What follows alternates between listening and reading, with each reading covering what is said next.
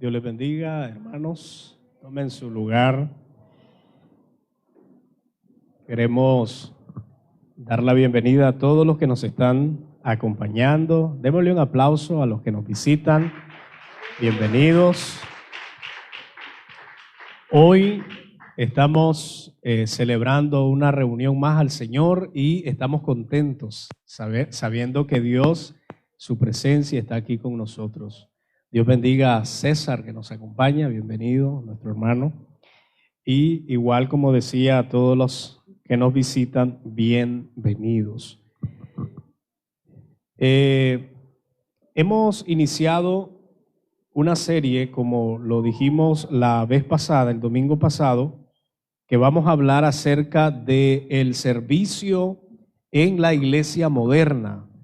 El primer tema que enseñamos el domingo que pasó se titula El privilegio de servir. Así que hablamos de que servir es un privilegio.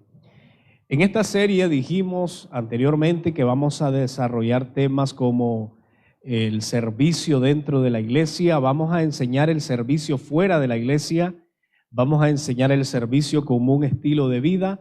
Al final, esta serie estará enfocada en el servicio que nosotros como cristianos desarrollamos dentro y fuera de la iglesia. Cuando hablo de iglesia me refiero a la estructura o al local donde nosotros nos congregamos.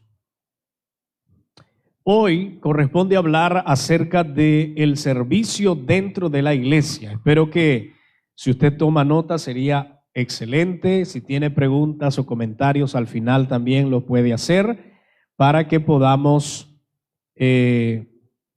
alimentar o hacerlo un poquito más creativo o creativa la enseñanza. Vamos a ir a la palabra del Señor en Hechos capítulo 4, versículos 34 y 35. Hechos capítulo 4, versículos 34 y 35.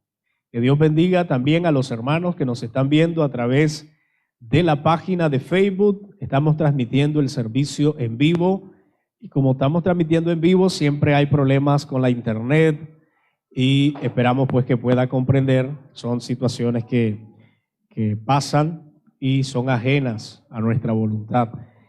Hechos capítulo 4 versículo 34 y 35. Cuando lo tenga puede usted decirme amén para que todos podamos leer la palabra del Señor. Hechos 4, 34 y 35 dice la palabra del Señor de esta manera: así que no había entre ellos ningún necesitado, porque todos los que poseían heredades o casas las vendían y traían el precio de lo vendido y lo ponían a los pies de los apóstoles y se repartía a cada uno según su necesidad. Oramos. Señor, te damos gracias en este hermoso tiempo. Gracias por darnos la oportunidad, Señor, de honrar tu nombre. Pedimos en el nombre de Jesús que bendigas a todos, Señor, los que están presentes. Dios eterno, oramos para que guardes y en el nombre de Jesús la bendición, la protección, Señor, sea sobre cada hermano y que al escuchar tu palabra pueda ser bendecido en el nombre poderoso de Jesús. Amén y amén. ¿Puede darle usted un aplauso al Señor, hermanos, en esta hora? Honramos el nombre de Dios. A Él sea la gloria por todos los siglos. Amén. Gloria a Dios. El tema de esta mañana dije que se titula El servicio dentro de la iglesia. Para poder entender los versículos que leímos, tenemos que ver el contexto. Y algo que aparece en el contexto de los versículos que leímos es el crecimiento que ha tenido la iglesia primitiva. Después del día de Pentecostés, dice la Biblia que la iglesia comenzó a lograr un gran crecimiento. En Hechos 2:41 habla de que 3,000 personas fueron bautizadas en el día de Pentecostés. Luego, el número de los varones era como 5,000 que oyeron la palabra y a la vez creyeron la palabra del Señor. Eso está en Hechos 4, versículo 4. Cuando hablamos de la iglesia primitiva, no podemos tener en la mente que estamos hablando de un grupo pequeño, porque parece que muchas personas cuando hablamos de la iglesia primitiva como que reducen el número y creen que hablar de la iglesia primitiva era de una iglesia de unos 4, 40, 50 miembros. Pero la verdad no podemos pensar eso. La iglesia primitiva era una iglesia llena, pero de muchas personas. Era una gran cantidad de personas que la Biblia menciona, primero 3,000 que se bautizaron y luego 5,000 que se bautizaron, sin incluir a las mujeres y a los niños. Estamos hablando de una iglesia muy grande. Así que la iglesia está experimentando un crecimiento, está desarrollando un crecimiento a nivel de Jerusalén y se está expandiendo a la vez hacia otros lugares. Cuando vemos más detallado el servicio de la iglesia, nos vamos a dar cuenta que la iglesia primitiva tenía un excelente servicio. Y a esto yo le he llamado, porque es lo que vamos a ver durante esta enseñanza. Vamos a ver dos cosas principales. Una de ellas es la fortaleza de la iglesia primitiva. Vamos a ver las fortalezas de la iglesia primitiva y vamos a ver, al final, vamos a terminar enseñando acerca del servicio dentro de la iglesia actual. Para yo poder sustentar lo que voy a enseñar, necesito ir al trasfondo, necesito ir al fundamento de dónde viene el servicio, por qué hablamos de servicio. Entonces, a continuación vamos a enseñar las fortalezas de la iglesia primitiva. Número 1, los cristianos primitivos se amaban unos a otros y por eso se cuidaban unos a otros. Hechos 4, versículo 32. Habla de que las personas y todos los creyentes primeros o los primitivos se amaban. Cuando una persona se ama, lo que pasaba con la iglesia primitiva, el resultado era que se cuidaban, el resultado era que velaba el uno por el otro. Ahora vamos a seguir en la segunda fortaleza que tenía la iglesia primitiva. Consideraban, esto es muy importante, que sus posesiones no eran propias, es decir, la tenían o tenían todas las posesiones en común. Eso dice Hechos 2, 44, 45 y también lo leímos en Hechos 4, versículo 32. Cuando hablamos de que nadie era dueño de nada, no era que los cristianos primitivos de alguna manera se le imponía para que ellos hicieran eso. No era así, era al contrario. Todas las personas eran movidas o motivadas por el amor. Y como ellos se amaban el uno con el otro, ellos lo que hacían era no hacerse o no creerse dueño aún de sus propios bienes, sino que todas las cosas las compartían. Cada quien era dueño de todo. Esa es la segunda fortaleza de la iglesia primitiva. Tenían todas las cosas en común. Otra fortaleza de la iglesia primitiva es que la iglesia se convirtió en una familia para todos los integrantes. Todas las personas que llegaban a la iglesia primitiva se sentían como en una segunda familia en la fe. Era tan bueno que la iglesia comenzaba a crecer rápidamente. Todas las personas querían ser miembros de la iglesia primitiva. Otra fortaleza de la iglesia primitiva es que la iglesia primitiva tenía una profunda comunión con Dios. Eso está en Hechos 2, 46 y 47. La Biblia dice que los primeros cristianos perseveraban en la oración mientras partían el pan. La comunión que tenían los primitivos era tan profunda, hermanos, que esa comunión producía milagros, producía señales, producía cosas sobrenaturales. La iglesia primitiva era una iglesia con comunión, que tenía una profunda comunión con Dios. La otra fortaleza de la iglesia primitiva es que se centraban en el mensaje principal del evangelio. El mensaje principal del evangelio, según los primitivos, tenía que ver con dos cosas: la muerte y la resurrección de Jesucristo. Ese es el mensaje central del evangelio. No hay otro mensaje central. Allí era este mensaje el cual predicaban los primitivos, pero no solamente predicaban el mensaje. no solamente hablaban de la muerte y la resurrección de Jesús, sino que lo acompañaban con maravillas y con señales. Es decir, que lo que ocurría en la iglesia primitiva era tan poderoso que no solamente se transmitía palabra, sino que habían señales y habían a la misma vez prodigios. Otra fortaleza de la iglesia primitiva es la número 6. La bendición de Dios cubría a estos primeros cristianos. La Biblia dice que los primitivos tenían gracia con todo el pueblo. Todas las personas, excepto, ¿verdad?, los gobernantes, excepto los romanos, pero además, después de todos ellos, todas las personas estaban con gracia, recibían bien el mensaje de salvación, querían a los primeros cristianos. Esa era una fortaleza, la gracia de Dios estaba con ellos. Número 7, no había ningún necesitado entre ellos. Eso dice Hechos 4:34, ya lo leímos. Ningún necesitado. ¿Sabe por qué? Porque todas las cosas que tenían, lo que hacían los primitivos era tomarlas y repartirlas entre todos los necesitados. Así que nadie tenía necesidad en la iglesia primitiva. Todos comían, todos vestían, todos calzaban, todos estaban bien, porque todas las cosas estaban en común, porque todas las cosas las repartían.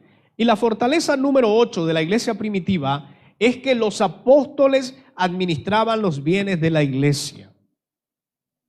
Esto es importante notarlo, porque si alguien más hubiese administrado los fondos de la iglesia primitiva, hubiese habido corrupción o hubiese habido una desviación de fondos. Pero la administración era tan buena que todas las personas podían recibir su parte. Los apóstoles administraban los bienes de la iglesia primitiva.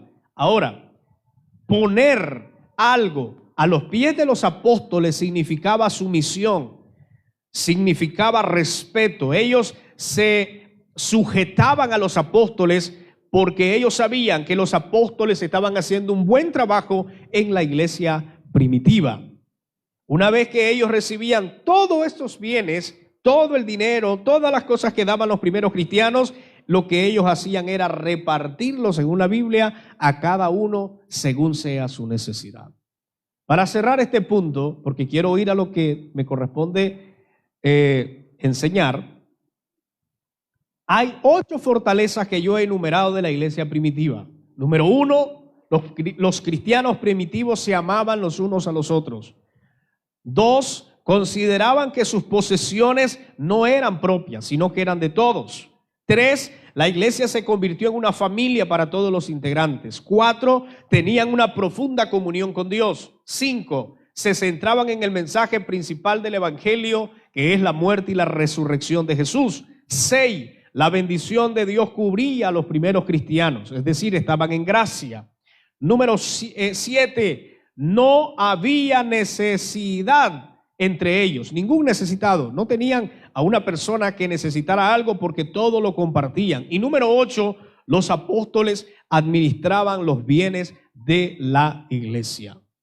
Cuando hablamos de servicio, encontramos 8 fortalezas que la iglesia primitiva tenía respecto al servicio de la iglesia. Ahora, ¿por qué me interesa que usted mantenga eso? Porque la iglesia no ha cambiado. Los tiempos han cambiado. Las personas han cambiado. Las leyes cambian. Los estatutos cambian. Pero la palabra de Dios nunca cambia. Y referente al servicio, la Biblia no ha cambiado. Quienes han ido cambiando son los seres humanos. Quienes ya no quieren practicar la vida como los primeros cristianos, no ha sido Dios, ha sido los mismos seres humanos. Pero, ¿qué tiene que ver esto entonces con el servicio dentro de la iglesia actual? Vamos a hablar del servicio dentro de esta iglesia, dentro de la iglesia donde uno se congrega. Primero, es interesante tener presente que el sistema de tener todo en común, es decir, esa actitud que tenían los primeros cristianos de compartir, de vender sus propiedades y dársela a la iglesia para que lo administraran y comieran todos, esa actitud y esa devoción que tenían, esa hermandad, ese amor, esa manera de tener las cosas en común no llegó más allá de Jerusalén. Eso se quedó en Jerusalén. No escuchamos a la iglesia de Filipos haciendo lo mismo, no escuchamos a la iglesia de Asia haciendo lo mismo, no escuchamos a la iglesia de Samaria haciendo lo mismo, no escuchamos otra iglesia, se habla de la iglesia de Jerusalén. Entonces, la manera de compartir y de tener todas las cosas en común, la Biblia solo nos muestra que pasó en Jerusalén. Entonces, ¿pero qué motivó esta acción? Esta acción motivó a que todas las iglesias pudieran motivarse o moverse por la necesidad, o que fueran llevados a ayudar a los más necesitados. Esta acción de los primeros cristianos en la iglesia primitiva fue la que impulsó a las demás iglesias a servir a los necesitados. Ahora, digo esto porque si para nosotros el día de hoy ir a un restaurante y dejar una propina bien cargada, bien pesada, no es fácil, mirar a un vagabundo y darle una ayuda bien buena, no es fácil, no hablemos. Estoy casi seguro que la mayoría de las personas no estarían de acuerdo en vender sus casas, en vender todos sus bienes y traerlos a las iglesias. Porque si nos hace difícil dar una propina, darle algo al necesitado, no digamos de vender todo lo que tenemos. Entonces, esas actitudes y esas acciones sé que no fueron más allá de Jerusalén, pero nos desafiaron y los primeros cristianos nos enseñaron el verdadero servicio que se tiene que hacer. Y yo en esta mañana no voy a motivar que usted venda sus casas, ni que, no se esté preocupando, tranquilo. No le voy a enseñar que vaya y venda todos sus bienes y los traiga a la iglesia, porque al final esa no es una doctrina que hay que hacerlo. Pero ¿sabe qué? Esta actitud de los primeros cristianos a todos nos desafía. Y cuando hablamos de servicio, el referente más fuerte es la iglesia de Jerusalén. No hablemos de nadie más, la iglesia de Jerusalén. Jamás en la historia se ha visto una actitud donde las personas han vendido todo lo que tienen para traerlo a la iglesia y que la iglesia lo administre y que todos coman y que no haya ningún necesitado. Es la única acción que miramos en la Biblia y es la que nos desafía y es la que me ha motivado a mí a seguir enseñando de servicio, y es por eso que quiero enseñar qué es lo que nos corresponde a nosotros como servicio o qué es lo que nos corresponde a nosotros en el servicio del Señor. Esas cosas es interesante tenerla presente, pero no olvide la actitud de la iglesia primitiva: vender todo lo que tenía para dárselo a todos los necesitados. Y no era que alguien más se aprovechaba, no, es que eso pasaba con todos. No era que yo lo hago pero tú no lo haces, no, era algo en común, todo el mundo lo hacía. Pero bien, yo sé que eso es casi imposible que se vuelva a dar. Pero ¿qué nos corresponde? Bueno, voy a mencionarle lo que nos corresponde a nosotros en el servicio de la obra del Señor y en el servicio dentro de la iglesia actual. Número 1, debemos tener una profunda comunión con Dios. Eso no ha cambiado y tampoco va a cambiar. La comunión con Dios siempre tiene que estar presente. Comunión con Dios es servicio.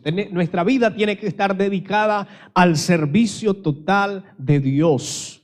Cuando una persona se entrega al servicio del Señor, tiene que tener presente que su vida ha sido dedicada al servicio de Dios. Eso no ha cambiado.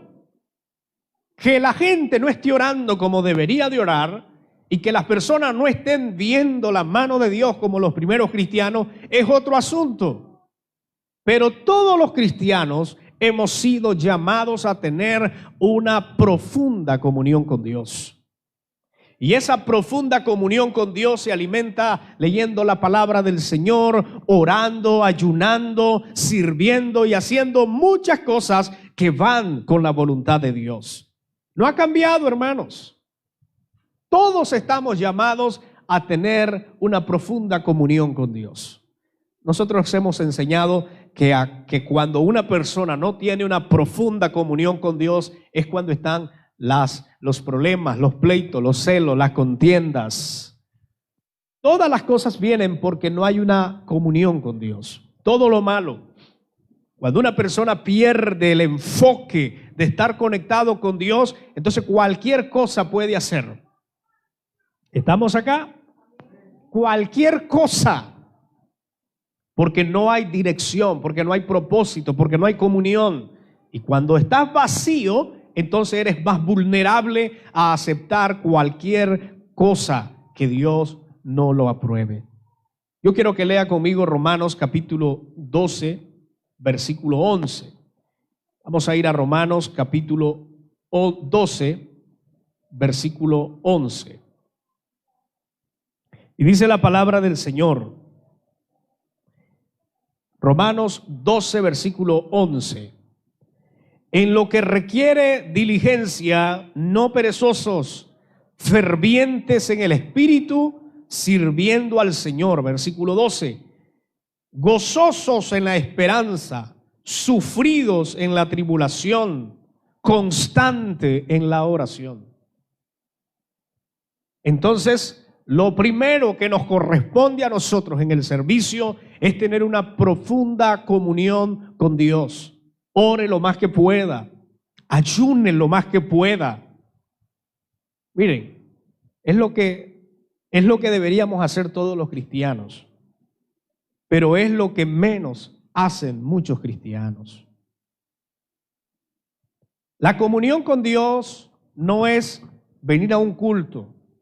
Recuerde que en este culto es confraternizarnos, de alguna manera alabamos a Dios, exaltamos a Dios, Dios nos bendice. Pero ¿sabe cuánto tiempo pasamos acá? Que hasta nos venimos a relajar, a dormir, a sentir la presencia de Dios. ¿Sabe cuánto tiempo? 1 hora y media cuando mucho. 1 hora y media. Y estamos haciendo 2 servicios, los domingos 1 hora y media, entonces son 3 horas en la iglesia.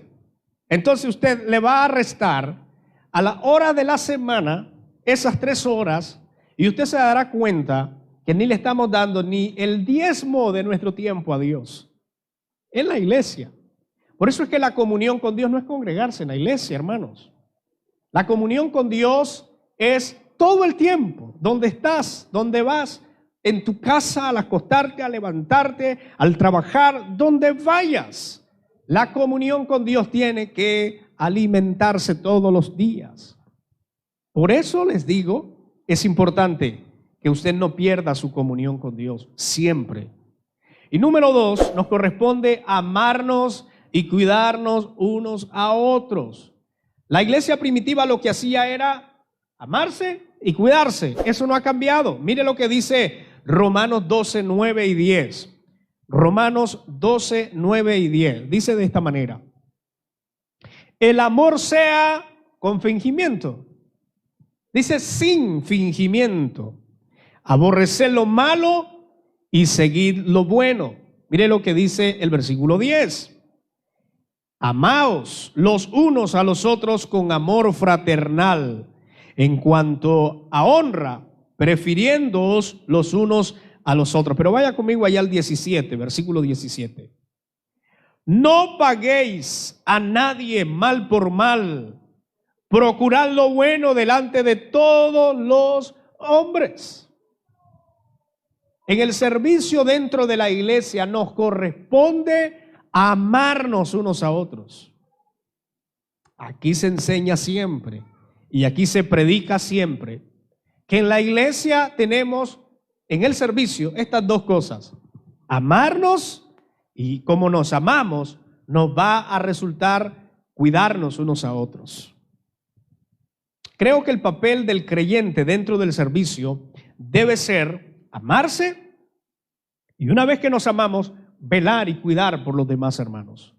No podemos estar esperando que en la iglesia del Señor estemos en pleitos.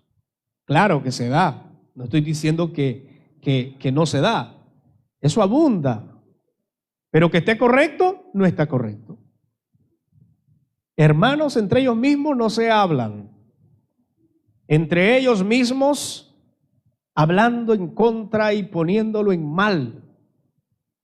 No digamos que lo va a cuidar, Porque el Señor nos llama a amarnos y a cuidarnos. Si ves en peligro un hermano, ¿cuál es tu papel? ¿Cuál es tu servicio? Salvarlo, cuidarlo.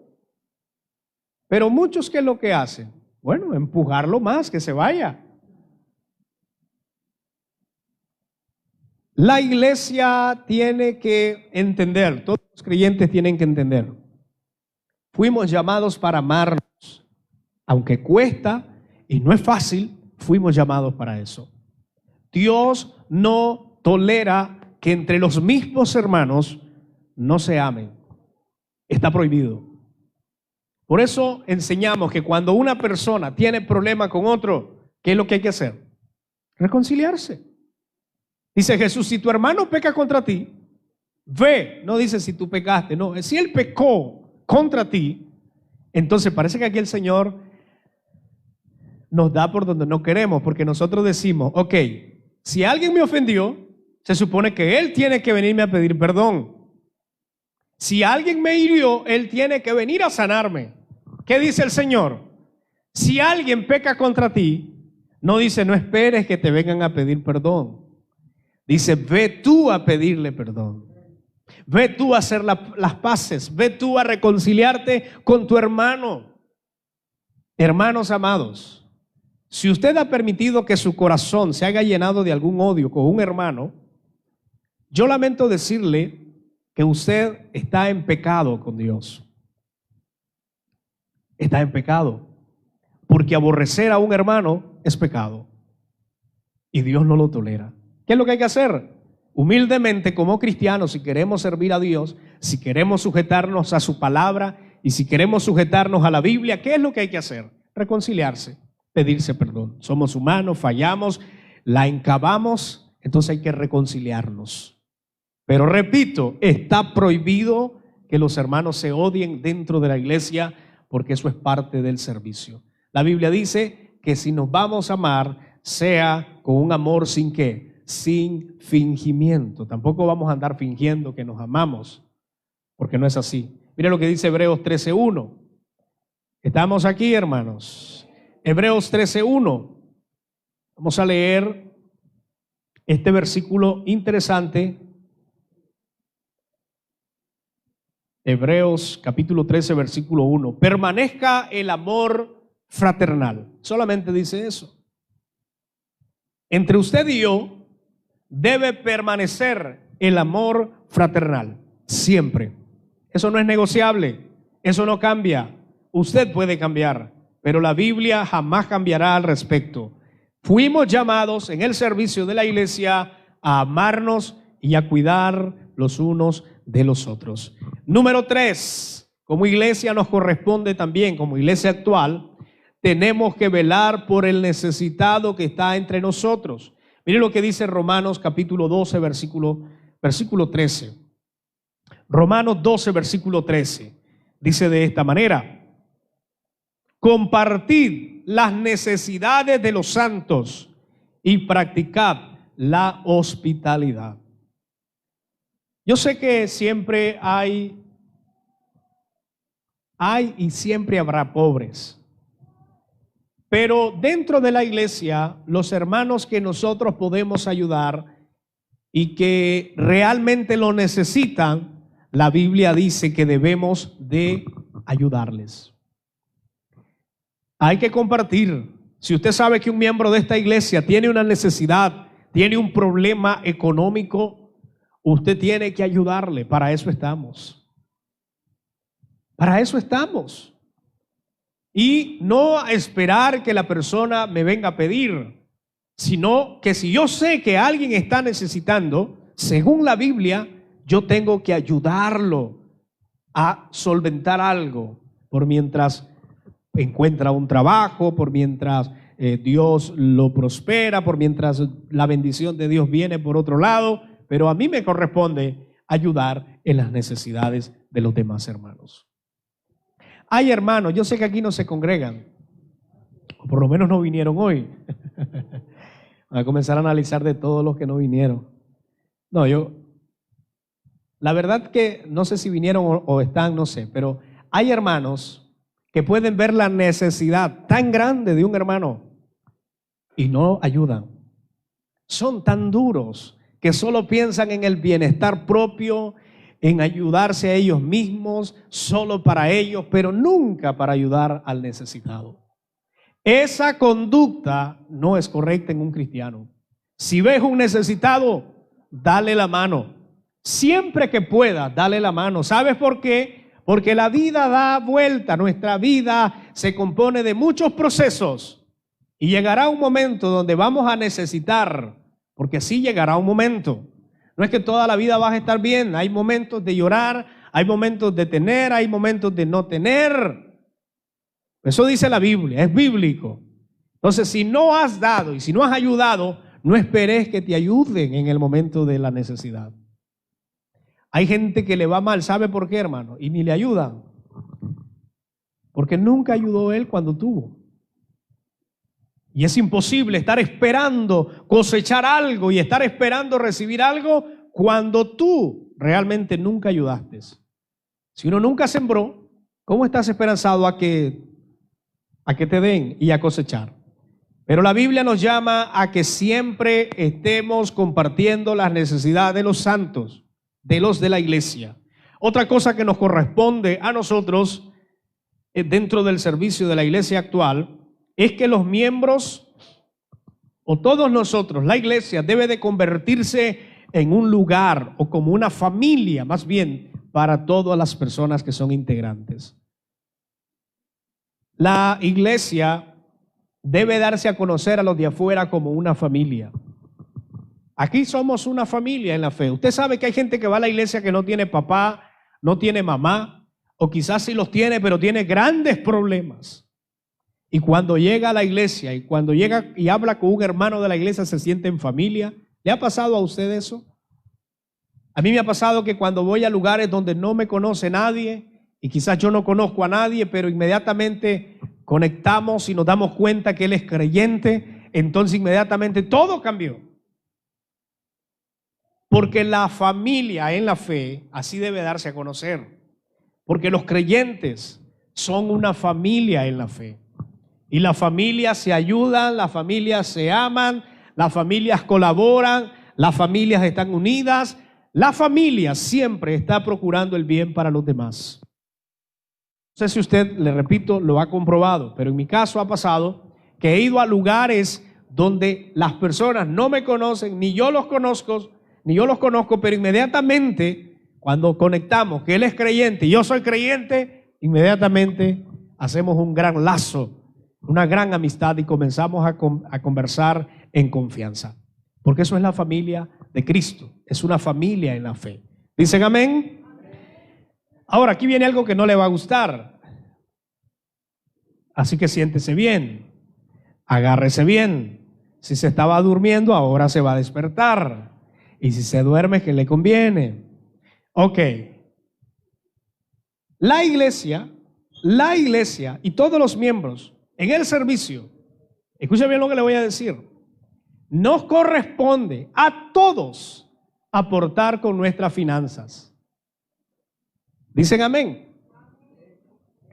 Cuando digo que todos nos corresponde aportar con nuestras finanzas, me refiero a todo lo que tenemos en nuestras manos, el dinero que tenemos, el dinero que Dios nos ha dado, hemos sido llamados para colaborar en la iglesia del Señor. Miren, hermanos, hay gente que no le gusta ofrendar. Yo no entiendo. Yo no encuentro qué nombre ponerle a un hermano que es de la iglesia, que canta, que predica, o que no hace nada, pero va a la iglesia y se hace llamar cristiano. No le gusta ofrendar. Aquí hemos enseñado que la iglesia es autónoma. Hemos enseñado que la iglesia no recibe dinero ni la sustenta el Estado, porque la iglesia es independiente del Estado, la iglesia está separada del Estado. Entonces la iglesia se autosostiene. Todo lo que nosotros hacemos es con nuestros propios recursos. Hay gente que colabora de otros lados, aporta, bienvenida a todas las colaboraciones, pero lo principal, ¿quién es? Somos los responsables de construir, los responsables de hacer misiones, los responsables de invertir nuestros recursos, somos nosotros mismos. Entonces, si no te gusta ofrendar, entonces tienes un problema de servicio en tus finanzas. Si no lo has hecho, entonces no has entendido lo que la Biblia habla acerca del servicio.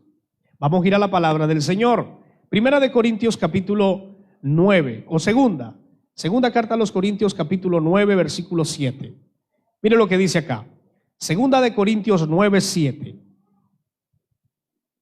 Cada uno dé como propuso en su corazón, no con tristeza ni por necesidad, porque Dios ama al dador alegre. Todos estos pasajes y estos versículos anteriores, todos estos versículos anteriores están hablando de dar. Y no está hablando de dar amor o otra cosa, no. El contexto está hablando de dar finanzas, de dar nuestros recursos. ¿Cómo debemos? ¿Cuál es la actitud de una persona al dar? No hay que darlo por necesidad. No hay que darlo con tristeza. No hay que darlo exigido. Hay que dejarse guiar por el Señor y que cuando vas a ofrendar, el Señor proponga en tu corazón lo que tú vas a ofrendar. Yo te pregunto, ¿la ofrenda que das, el Señor la propone en tu corazón o tú la propones antes de venir a la iglesia? Si se duerme, le conviene.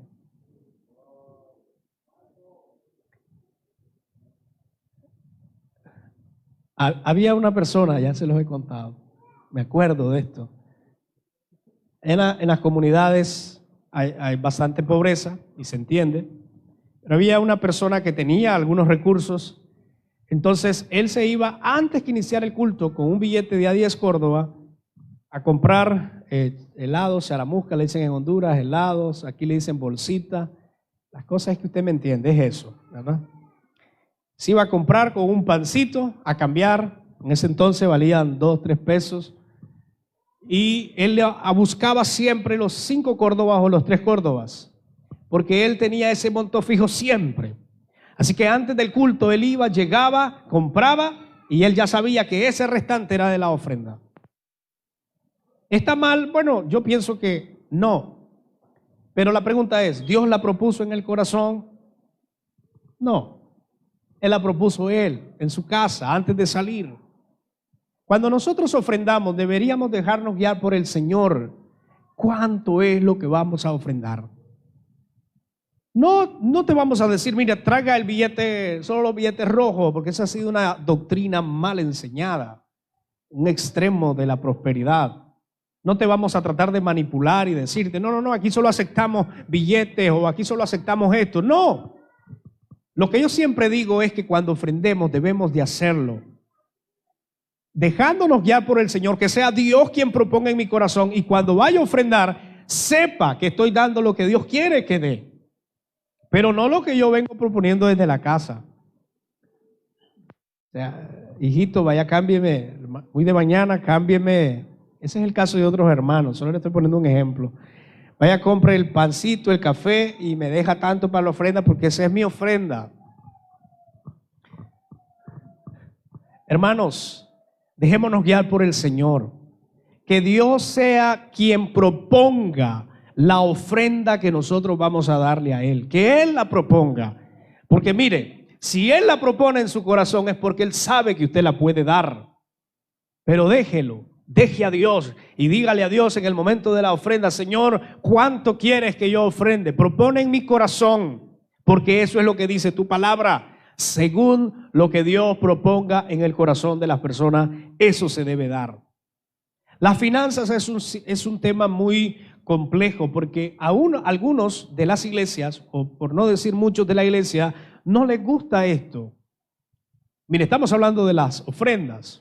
No digamos al paso del diezmo, porque allí parece que la gente es un poco más celosa, un poco más complicada. Dice la gente, bueno, yo ofrendo, no hay problema, pero cuando dice la gente me corresponde diezmar, entonces hay otro problema. Si yo no puedo hacer eso. Quizás en una oportunidad vamos a hablar algún tema específico de diezmos, de ofrenda, para ver el trasfondo de todo esto y poder llegar a la conclusión, ¿por qué Dios así lo permite? ¿Por qué no es un mandamiento de hombre? Las finanzas en las iglesias, repito, es porque Dios así quiso que la iglesia se autososteniera, que la iglesia no dependiera de nadie. Ese es un orgullo sano para nosotros. Por eso a nosotros nadie nos puede manipular. Estamos en la libertad de poder hacer las cosas como la Biblia manda sin esperar aprobación de nadie más. ¿Estamos acá? Nuestro manual supremo es la Biblia. Ella nos corrige, ella nos guía. Fuera de la Biblia todo es secundario. Todo. La Biblia lo aprueba, los cristianos lo aplaudimos y lo hacemos. La Biblia no lo aprueba, lo vamos a condenar. Porque así es. Entonces, como cristianos, ¿aprueba la Biblia nuestros recursos financieros? Claro, porque Dios dice, yo quiero que la iglesia se autosostenga con sus propios recursos. Entonces, por eso tenemos que ofrendar, por eso tenemos que diezmar, por eso tenemos que traer nuestras donaciones a la iglesia, porque la iglesia sí se autosostiene y se va a seguir autososteniendo hasta el final que el Señor venga por nosotros. Esto es nuevo. Esto es una doctrina de Asambleas de Dios, es una doctrina de la iglesia Monte de los Olivos. No. Antes era un poco más serio. Ya tiene presente lo que hacían las iglesias primitivas, ¿verdad? No era el diezmo. No era el diezmo. No eran ofrendas. Era todo. Era todo. Ellos entendían muchísimo el valor de dar y por eso nos dan grandes lecciones. Y una cosa más para terminar, nos corresponde a nosotros como iglesia, y aquí voy a generalizar, como miembros, nos corresponde colaborar en todo aquello que impulse al desarrollo de la iglesia. A todo. El servicio dentro de la iglesia tiene que estar enfocado en todo aquello que trae desarrollo, expansión en el reino de Dios. Estamos llamados a colaborar y a servir en esa parte. Si las ventas nos dan impulso para desarrollarnos, entonces vamos con las ventas. Ahora iniciamos lo de los bazares. Los bazares ha sido una gran bendición estarlos haciendo. Entonces, ahora vamos. Hay gente que dice, no, eso de andar haciendo bazar no lo veo bien. Cristianos vendiendo comida, no. Todo aquello que nos impulse a desarrollar, a crecer, lo vamos a hacer. Por eso es que en la iglesia se viven haciendo rifas, en la iglesia se viven haciendo tómbolas, en la iglesia se viven haciendo bazares, en la iglesia se vive vendiendo esto, vendiendo lo otro, haciendo comida. Allá hay quesillo, ya estoy haciendo la propaganda, hay carne asada, hay cualquier cosa se hace. ¿Saben por qué? Porque estamos enfocados en el desarrollo de la obra. Siempre les he dicho, aquí tenemos un proyecto grande, estamos iniciando. Mire, el Señor no nos va a mandar un saco de dólares del cielo para que lo construyamos. Pastor, ¿qué está diciendo? Es la verdad. Dios no trabaja así. Dios no trabaja así. Por eso Dios nos ha dado la fuerza, la salud y la salvación que la tenemos. Y ahora entonces vamos a avanzar en la obra del Señor. Vamos a hacer todo aquello que la obra del Señor le produzca un desarrollo. Vamos a colaborar. Así es esto. Entonces, yo no entiendo cómo hay gente que no le gusta involucrarse en el servicio dentro de la iglesia cuando todos fuimos llamados a servir. Todos. Desde el más pequeño hasta el más anciano, algo podemos hacer en la iglesia y hay que servir. Yo les enseñé el domingo pasado en el privilegio de servir. Hay gente que está esperanzada solo a ser servido. Estás en un lugar equivocado, la iglesia no es así. Te han enseñado mal. La iglesia es un lugar para servir a los demás. Y usted que ya ha sido salvo y ha creído en el Señor Jesucristo, ahora nos corresponde servir. ¿En qué? En todo aquello que tenga que ver con el desarrollo, el crecimiento, expansión del reino de Dios. Yo espero que la próxima vez que a usted le digan hacer algo en servicio para la obra de Dios, usted nunca diga que no. Esa palabra, cuando la palabra no debería de existir cuando se trata del servicio en la obra del Señor. No debería, pero claro, como la Grey tiene de todo, como la obra del Señor tiene de todo, bueno, vamos a tener siempre a los hermanitos que no les gusta hacer nada. ¿Qué vamos a hacer con ellos? No podemos hacer nada. Seguirles bendiciendo, seguirles predicando. No podemos. Porque la iglesia es un lugar libre para que venga el más pecador que quiera. Por eso lo vamos a recibir. Pero vamos a seguir enseñando del servicio. Yo bendigo a todas las mujeres de esta iglesia, a los varones que dan su vida por esta iglesia, que aporta, que cuando hay tiempo de siembra, no les da pesar y venir y sembrar dinero para la obra del Señor. Bendigo a todos los que no paran de ofrendar. Bendigo a hay personas que en esta iglesia mandan sus ofrendas y no son ni miembros de esta iglesia, están en otros países, mandan sus donaciones, mandan sus ofrendas, mandan su dinero para que la iglesia de Dios crezca. Yo les bendigo en gran manera. Y todos nosotros deberíamos de hacer lo mismo, todos nosotros. Toda esta iglesia debe estar enfocada en el desarrollo de esta construcción, en el desarrollo de esta iglesia, en el crecimiento de esta iglesia, porque el servicio dentro de la iglesia es ese. Por eso hemos sido llamados a esos. Yo termino diciendo, la iglesia primitiva es y será un ejemplo modelo de servicio. Necesitamos ir a estudiar más esa iglesia para aprender qué cosa es el servicio.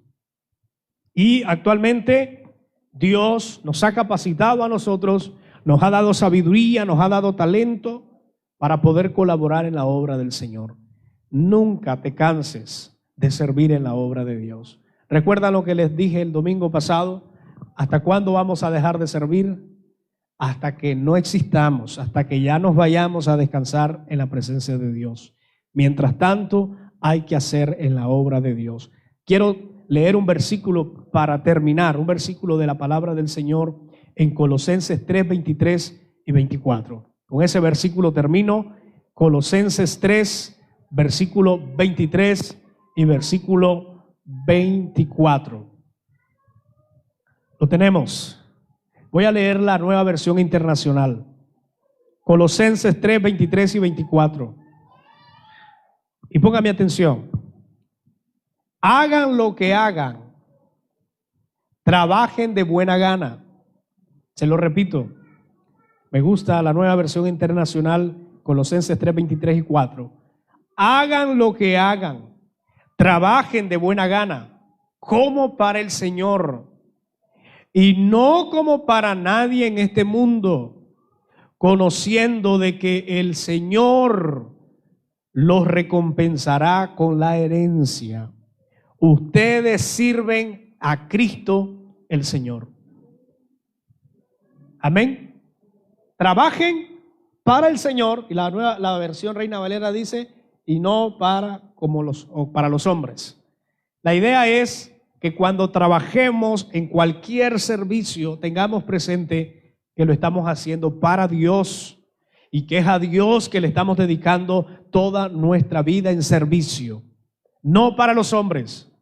No le trabajamos a los hombres, le trabajamos a Dios. Él es nuestro Rey, nuestro Supremo, y dice la Biblia, tengan presente que Dios les va a recompensar. Hermanos, de todo lo que nosotros damos en la iglesia, de todo lo que nosotros hacemos en la iglesia, un día Dios nos va a recompensar. No lo hacemos enfocado en eso, pero lo hacemos pensando en eso y sabemos que todo lo que damos en la obra del Señor, sabemos que Dios lo va a recompensar. Así que no le dé pesar ofrendar, no le dé pesar donar, no le dé pesar diezmar, no le dé pesar hacer nada para la obra del Señor, porque Dios le va a recompensar. Créalo que sí. Amén, hermanos. Póngase en pie, vamos a terminar orando en esta hora. Señor, te damos gracias. Agradecemos, Señor, por tu palabra, agradecemos por la enseñanza que hemos recibido. Gracias, Señor, porque tu palabra nos motiva a hacer un servicio con excelencia. Señor, gracias. Hemos aprendido, Señor, el fundamento, la fortaleza de la iglesia primitiva. Qué desafío, Señor, el que tenemos para el servicio. Pero pedimos, Señor, que todos podamos entender, que todos podamos comprender, Señor, el valor que hay en el servicio de tu obra. No nos cansemos, Señor, ayúdanos a no cansarnos, Padre, de hacer el trabajo en la obra del Señor. Ayúdanos a vivir para ti, a honrar tu nombre, y que todos los servicios, Señor, que hagamos sean para honrar tu nombre. Bendice, Señor, a todos nuestros hermanos que han recibido esta palabra, y oramos para que podamos servir dentro de la iglesia. En el nombre poderoso de nuestro Señor Jesucristo. Amén y amén. ¿Puede darle un aplauso al Señor en esta hora?